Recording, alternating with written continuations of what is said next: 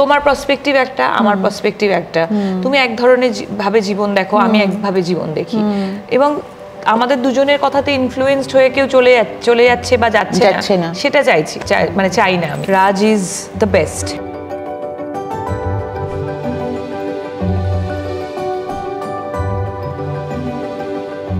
আজকাল অচেনে আপনাদের স্বাগত।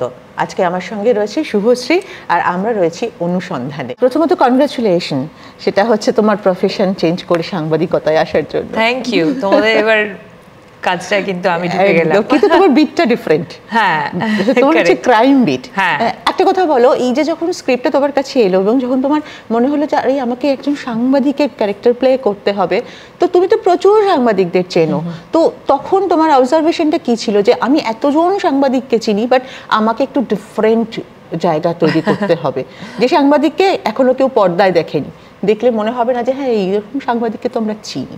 তো সেটা কি করেছিলে? আমার মনে হয় মানে যারা ক্রিয়েটর, মানে যারা লিখেছে স্ক্রিন প্লে, স্ক্রিপ্ট বা আমার ডিরেক্টর, তারাই অর্ধেক কাজ করে দিয়েছে। কারণ চরিত্র যখন তৈরি হয়েছে, গল্পটার পরিকাঠামো যখন তৈরি হয়েছে, অনুমিতা সেনের জীবনে যা যা ঘটছে সেটা যেন কারুর জীবনে না ঘটে আর কি, আমি এটাই প্রে করব। বাট আমরা রিসার্চ করতে গিয়ে দেখতে পেয়েছি যে প্রচুর জার্নালিস্টদের, ইনভেস্টিগেটিভ জার্নালিস্টদের জীবনে এরকম ঘটাটা খুবই স্বাভাবিক একটা, মানে দৈনন্দিন জীবনে এরকম ঘটে আর কি, এরকম একবার, উইচ ইজ ভেরি স্ক্যারি। কিন্তু আমার কোনো চরিত্র করতে গিয়ে একটা জিনিস যেটা আমি করি না বা আমি করতে পারি না, সেটা হচ্ছে যে আমি কাউকে ফলো করতে পারি না। সে মানে ধরো ভেটারেন কোনো অ্যাক্টর হলো বা রিয়েল লাইফ কোনো ক্যারেক্টার হলো, সেটা আমি ঠিক করতে পারি না। রাদার আমি আমার ডিরেক্টরের সাথে কথা বলে তার তৈরি করা, সৃষ্টি করা চরিত্রটার মানে কাঠামোটা নিয়ে সেটার মধ্যে রক্ত মাংসে করা একটা চরিত্র তৈরি করতে জন্ম দিতে ভালোবাসি বা পারি। অনুমিতা খুব অনুসন্ধিৎসু, মানে একটা সমস্যা বা কোনো একটা রহস্য দেখলে সে সবসময় সেটাকে মানে চেষ্টা করে সেটার গভীরে যেতে বা সেটাকে সলভ করতে আর সত্যিটা জানতে। শুভশ্রী কতটা অনুসন্ধিৎসু? দেখো, আমার মনে হয় আমাদের জীবনে আমরা সবাই রহস্যভেদ করতেই এসেছি। জন্মের পর থেকে আমরা শুধু সেটাই করে যাচ্ছি, মানে ছোটবেলা থেকে এটাই বলে এসেছি, আমি কবে বড় হব, আমি কবে স্কুল থেকে কলেজে কবে যাব, কলেজ থেকে কবে চাকরি করব। যখনই সমস্ত ধাপগুলোতে পৌঁছে গেছি এবং সেখান থেকে সেই জায়গাটা দেখা হয়ে গেছে বা সেই রহস্যটা ভেদ করা হয়ে গেছে, আবার একটা নেক্সট রহস্যের পিছনে আমরা ছুটেছি। সো আমি জীবনটাকে এইভাবেই দেখি, মানে লাইফ মানেই মিস্ট্রি। একদম। তোমাকে লাইফ মানে আমরা সারাক্ষণ কোনো একটা মিস্ট্রির পিছনেই ছুটছি এবং সেটাকে যেটা পাওয়া হয়ে গেছে সেটা হয়ে গেছে, এবার নেক্সট কি, হোয়াট নেক্সট, সেটার পিছনে ছুটি আমরা। এখানে জেলের যেটুকু দেখলাম টিজারে, জেলের ঘটনা রয়েছে, পুরো ব্যাপারটাই তো একটা জেলকে কেন্দ্র করে। তোমার এই কাজটা করার আগে জেল সম্পর্কে বা তাদের কয়েদির জীবন সম্পর্কে কোনো ধারণা ছিল? না, আমার কোনো ধারণাই ছিল না। অবশ্যই নিউজে নানান রকম নিউজ পড়তেই থাকি আমরা, অনেক সিনেমা দেখেছি, অনেক ওয়েব সিরিজ দেখেছি, সেখানে যথেষ্ট প্রপার রিসার্চ করেই কাজটা করা হয়, কারণ এমন একটা মানে সেন্সিটিভ টপিক, আমাদের এখানেও প্রচুর মানে রিসার্চ ওয়ার্ক ছিল, সেটার পার্টও আমি ছিলাম। সো সেই করতে গিয়ে যতটুকু জানা, জেলে গিয়ে কয়েদিদের সঙ্গে মিট করার কোনো জায়গা এসেছে সেটা হয়নি। মানে জেলের কয়েদিদের জীবনটা কেমন হয় সেই সম্পর্কে একটা ধারণা একটু আছে, বাট আমি কখনোই মানে ভাবতেও পারি না যে মানে যতটুকু শুনেছি সেটা চোখের সামনে দেখলে কি, মানে তাদের সাথে মিট করতে গিয়েও দেখতে গিয়ে কি হবে সেটা আই ডোন্ট নো, যে কোথায় কোন অবস্থানে তারা রয়েছে। এই বছরটা যদি দেখি তাহলে বছরটা শুভশ্রীর বছর, এবং টাচউড যে এইরকম ভাবেই আমরা শুভশ্রীকে দেখতে চাই। সেই পরিণীতা থেকে যেটা শুরু হয়েছে শুভশ্রীর যে পথ চলাটা, এই বছরে ধূমকেতুর পর গৃহপ্রবেশ, এটা আউটস্ট্যান্ডিং গৃহপ্রবেশ, মানে এই গৃহপ্রবেশের সঙ্গে আর কারো তিতলির সঙ্গে কাউকে মেলানো যায় না এই মুহূর্তে। তো মানুষের মনের খুব কাছের একটা ছবি। ধূমকেতু তো ঠিক আছে, তারপরে তোমার যে ছবি সবকিছু দেখছি, কিন্তু এই যে ধরো একজন সুপারস্টার, হ্যাঁ সুপারস্টার, আমি ছবিই করব, কিন্তু শুভশ্রী সেটা করছে না, শুভশ্রী সিরিজও করছে পাশাপাশি। মানে এই জায়গাটাকে তুমি কি ভাববে, মানে কি তোমার একদম নিজে ঠিক করেই নিয়েছো যে আমি ক্যারেক্টারকে বিশ্বাস করি, মাধ্যম নয়? ক্যারেক্টারকে তো বিশ্বাস করি, কারণ এখন মানে ছবি বলার ধরন একেবারেই চেঞ্জ হয়ে গেছে। দর্শক চেঞ্জ হয়েছে। যে সময় আমি কাজ শুরু করেছিলাম সেই সময় যে ধরনের দর্শক ছিল, সেই সময় যে ধরনের ছবি চলতো বা মানুষ দেখতে পছন্দ করতো, সেটা কোথাওই আর নেই, ওয়ার্ল্ড ওয়াইড সেটা চেঞ্জ হয়েছে। সো সেক্ষেত্রে আমারও প্রেফারেন্সেস, আমি নিজেও ওই ধরনের ছবি দেখি, এবং আমিও যখন কোনো ভালো কাজ দেখি তখন ওই চরিত্রটাকেই দেখি, এবং আমি নিজেও প্রত্যেকটা গল্পের একটা চরিত্রই হতে চাই। এবং সেক্ষেত্রে অবশ্যই চরিত্র প্রধান ছবি বা ওয়েব সিরিজ করতে চাই। এবার মাধ্যমের কথা যেটা বললে, সেটা সত্যি কথা বলতে ইন্দুবালার আগে আমার নিজের মধ্যেও একটা সংশয় ছিল যে যেহেতু সারা জীবন যতদিন কাজ করেছি সিনেমাই করেছি, কখনো অন্য মাধ্যমে কাজ করিনি, সেক্ষেত্রে আমার নিজের একটা সংশয় ছিল। কিন্তু থ্যাঙ্কস টু দেবালয়, শ্রীকান্দা এবং রাজ, যারা আমাকে বুঝিয়েছে যে ওটিটির মাহাত্ম্যটা কতটা, যে সমস্ত কাজ মানে ওটিটির পরেই আমরা বুঝতে পেরেছি যে সমস্ত কাজের পরিধি 2.5 ঘন্টার মধ্যে সেট করতে পারা যায় না। এক একটা কাজ হয় যেগুলো যার পরিধিটা অনেকটা বড়, যেটা অনেক বড়ভাবে আমরা বলতে পারি ওটিটির মাধ্যমে। এবং যখন আমি ইন্দুবালা করলাম এবং ইন্দুবালা রিলিজের পর যে রিয়াকশনটা পেলাম, সেটার যে মজাটা, সেটা আবার সিনেমার থেকেও একদম অন্যরকম একটা মজা। দু ধরনের মজা, সেই দুটোর টেস্টই আমি পেয়ে গেছি, এবং সেটার জন্যই হয়তো আমার কন্টিনিউ আমি সিনেমাও করছি এবং ওয়েব সিরিজও করছি।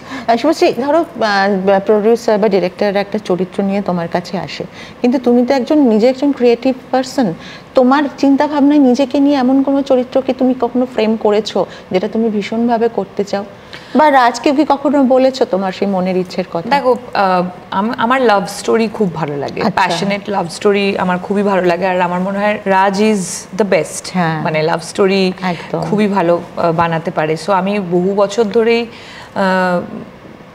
বহু বছর মানে লাস্ট বাবলি করেছি, তারপর থেকেই আমি বলছি আবার একটা লাভ স্টোরি করো, আবার একটা, বাট এখন ওর কাছে একদম সময় নেই, বলে দিয়েছে এখন আমি কোনো কিছু তোমাকে নিয়ে ভাবতে পারছি না, ব্যাক টু ব্যাক ওর এখন প্রচুর লাইন আপ আছে, সো কোনো চান্স নেই এখন। রক্ত মাখা হাতে, ছুরি হাতে এই পোস্টার দেখে কি বলছে রাজ?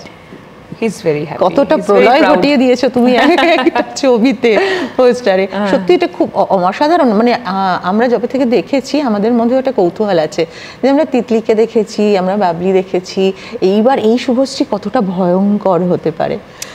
দেখো শুভশ্রী তার মাঝখানে কিন্তু অনুসন্ধান আসছে এবং লহগৌরাঙ্গ, হ্যাঁ সেটাতেও আসবো। মানে আমি যেটা বলতে চাইছি, শুভশ্রী মানে কিন্তু পরতে পরতে রহস্য, আর এই রহস্য কিন্তু সলভ করতে হবে দর্শকদেরই, অনুসন্ধান করতে হবে একদম। তো যেটা তুমি বললে যে লহগৌরাঙ্গ আসছে, বলতে আমার বারবার এটা খুব খারাপ লাগে।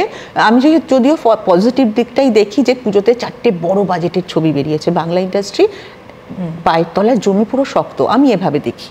হ্যাঁ, কিন্তু 4টে ছবি, 3টে ছবি, এই লহগৌরাঙ্গের সময়ও আরো পরপর পাশাপাশি কয়েকটা ছবির মুক্তি আছে, সেটা যতটা প্রডিউসার ডিরেক্টরদের মানে মাথার ঘাম ফেলুক না কেন, কোথাও কি অভিনেত্রী হিসেবে সেই প্রোডাকশনের একটা অঙ্গ হিসেবে কিছু চিন্তা থাকে, মানে টেনশন কোনো কাজ করে? দেখো, ছবি চলবে কি চলবে না সেটা ছবি নিজের ফেট নিয়ে আসে, সে একা রিলিজ হলেও নিজের ফেট নিয়ে আসবে, সে 10টা ছবির সাথে এলেও নিজের ফেট নিয়ে আসবে। সো ওই দিক থেকে আমি কোথাও নিশ্চিন্ত থাকি যে যদি ছবি চলার থাকে তাহলে একা এসেও চলবে, আর যদি মানে না চলার থাকে তাহলে একা এসেও চলবে না। সো সেক্ষেত্রে টেনশনটা কম থাকে। এবং মানে দেখো, 4-5টা ছবি রিলিজ হওয়াটা কোনো নতুন বিষয় আমাদের ইন্ডাস্ট্রিতে হচ্ছে না, বহু বছর ধরে হচ্ছে। সেটার পিছনে অফকোর্স অনেকেই কাজ করছে এবং নানান রকম ডিসিশন মেকিংয়ের মধ্যে, ওই প্রসেসটার মধ্যে দিয়ে এখন যাচ্ছে। আমার মনে হয় ভালো কোনো ডিসিশনই নেওয়া হবে। হ্যাঁ, ভালো ডিসিশন তো হবেই। আমি যেটা জানতে চাইছি যে সেটা, সেই টেনশনটা কি অভিনেত্রীর মধ্যেও কাজ করে? যে আমাকেও একটা লড়াইয়ের মধ্যে রিলিজ হচ্ছে সেটার জন্য কোনো আমার টেনশন হয় না, কিন্তু প্রতিটা কাজের আগে যে টেনশনটা হয় সেটা সেম টেনশনটাই মানে ধরো লৌহ গৌরাঙ্গের সময়ও থাকবে, যে আমার শুধু একটাই মানে বলার থাকে দর্শকদের যে নিজে ছবি দেখে বিচার করুন, মানে এরকম না যে কারুর মানে তুমি দেখে একটা রিভিউ করলে তোমার রিভিউটা দেখে যেন মানে নেগেটিভ রিভিউ করলে সেটা দেখে যেন মানুষ না যায়, সেটা যেন না করে, কারণ তোমার পার্সপেক্টিভ একটা, আমার পার্সপেক্টিভ একটা, তুমি এক ধরনের ভাবে জীবন দেখো, আমি একভাবে জীবন দেখি, এবং আমাদের দুজনের কথাতে ইনফ্লুয়েন্সড হয়ে কেউ চলে যাচ্ছে বা যাচ্ছে না সেটা মানে চাই না। আমি চাই মানুষ হলে গিয়ে সিনেমা দেখুক এবং নিজে বিচার করো, খারাপ ভালো বলার সব অধিকার আছে, মাথা পেতে নেব সবটাই, কিন্তু নিজে দেখে সেটা বলো। একদমই।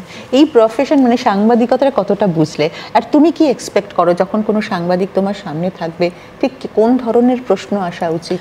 আমি কিচ্ছু এক্সপেক্ট করি না, এতদিন আমার ইন্টারভিউ নিচ্ছ, আমার কোনো ম্যান্ডেট থাকে না, আমি কখনো কোনো প্রশ্ন জিজ্ঞেস করতে চাই না, আমি তোমাদের কাজটাকে রেসপেক্ট করি, আমি কখনো বলে দিই না যে আমাকে এই প্রশ্ন করবে না, কারণ আমি তোমাদের কাজে বাধা হব কেন? তোমাদের কাজ এটা, তোমরা যা ইচ্ছা প্রশ্ন করতে পারো, ইট ইজ ইউর জব, আমি সেটা জেনেই এখানে এসেছি, আমি কে বাধা দেওয়ার, আমি কিভাবে আনসার করব বা আদৌ আনসার করবো কিনা সেটা আবার আমার কাজ।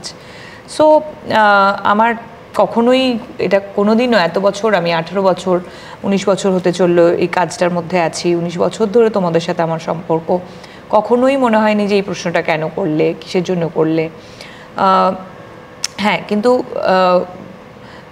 একটা সেন্সিবল মানুষ আর একটা সেন্সিবল মানুষের সাথে যখন বসে তখন সেন্সিবল কনভারসেশনই হয়, আমরা তো বেসিক্যালি কনভারসেশন করছি, সেই সেন্সিবিলিটিটা হারিয়ে গেলে একটু মনে হয় যে ওয়েস্ট অফ টাইম। আদারওয়াইজ আমার কখনো প্রশ্ন নিয়ে কোনো মানে মন্তব্য থাকে না।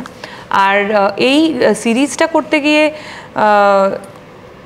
জার্নালিজম নিয়ে যেটা তোমাকে আমি বলছিলাম, যে প্রচুর জার্নালিস্টের সাথে যে সত্যি রিয়েল লাইফে এত ঘটনা ঘটে যায়, সেটা সত্যি স্কেয়ারি, মানে এরকম কোনো মানুষের সাথেই না ঘটুক, সেটাই আমি চাইবো।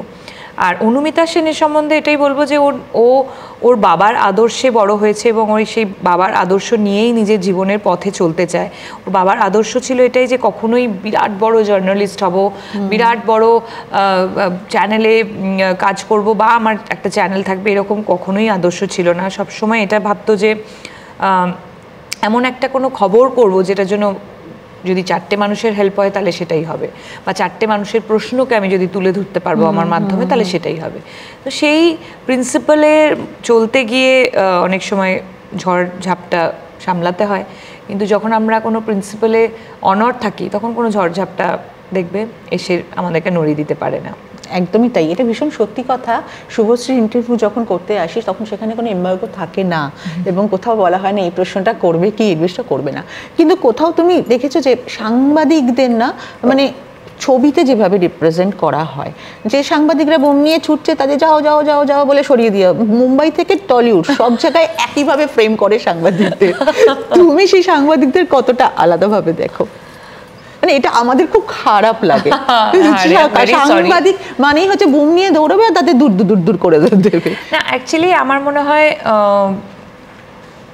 যে সিচুয়েশনগুলোর কথা তুমি বলছো সেরকম সিচুয়েশন হয়তো বাস্তবে কখনো ঘটেছে, কারণ বাস্তব থেকেই তো সিনেমা হয়, মানে বাস্তবে কিন্তু এরকম ঘটে না। না না, দূর দূর করে সরিয়ে দেওয়া হয় সেটা বলছি না, আমি বলছি ধরো কেউ হয়তো কথা বলতে চাইছে না বিষয়ে, মানে ধরো অনেকগুলো ইনসিডেন্ট হয়তো এখনই আমি বলতে পারছি না, আমার এটাতেই একটা মানে সিন আছে যেটা নিয়ে আমি কথাই বলতে পারবো না।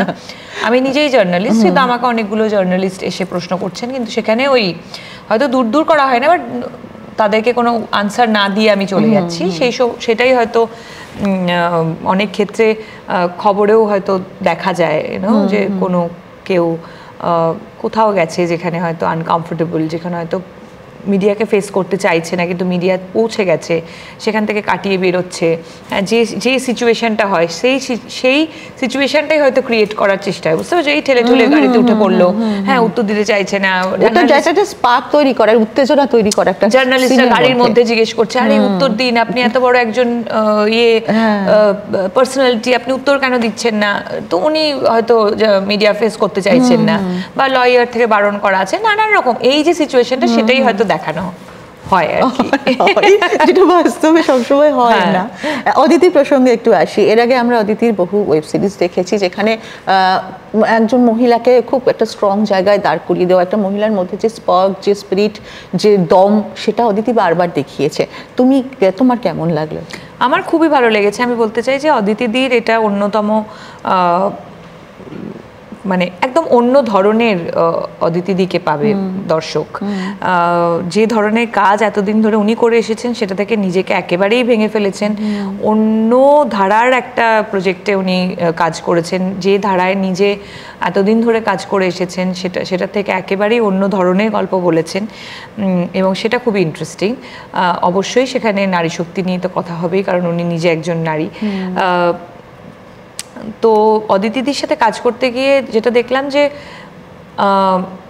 মানে একজন মহিলা যে কতটা কাম এবং কম্পোজড, এবং আমার মনে হয় সব মহিলারাই তাই, একসাথে সবকিছু সুন্দর করে হ্যান্ডেল করতে পারে মহিলারা। কেন? কারণ মাথাটা তাদের শান্ত।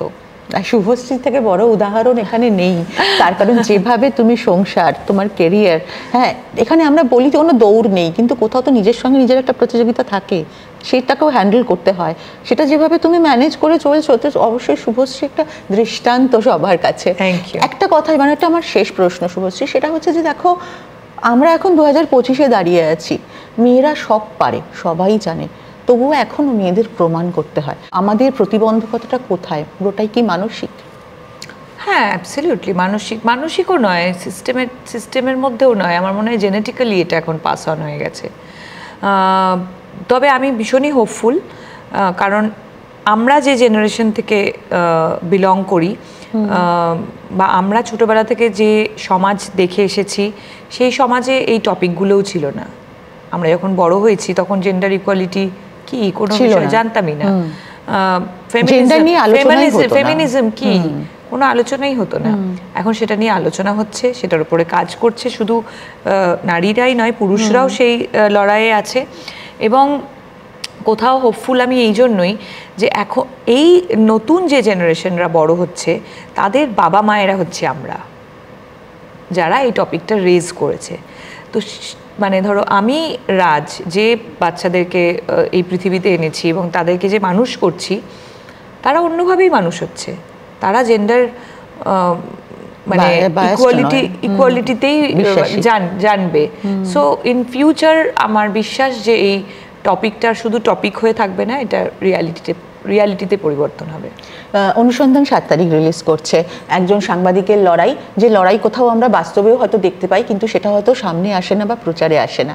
তুমি দর্শকদের কি বলবে? দর্শকদেরকে এটাই বলবো যে 7ই নভেম্বর থেকে আমার ওয়েব সিরিজ হইচইয়ে আসছে ইন্দুবালার পর, এবং খুবই এক্সাইটেড, কারণ ভীষণ অন্যরকম একটা কাজ হয়েছে। তাই সবাইকে অনুরোধ করব, সবাই ওয়েব সিরিজটি দেখুন, নিজেদের সোশ্যাল মিডিয়াতে লিখুন, ভালো খারাপ যেটাই লাগবে সেটাই লিখুন, এবং যদি ভালো লাগে তাহলে সবাইকে দেখার জন্য উদ্বুদ্ধ করুন। আর তোমাকেও বলবো তুমিও দেখো, তোমার অফিসের সবাইকে দেখার জন্য উদ্বুদ্ধ করো। তবে একটাই রিকোয়েস্ট, লেখার আগে দেখুন।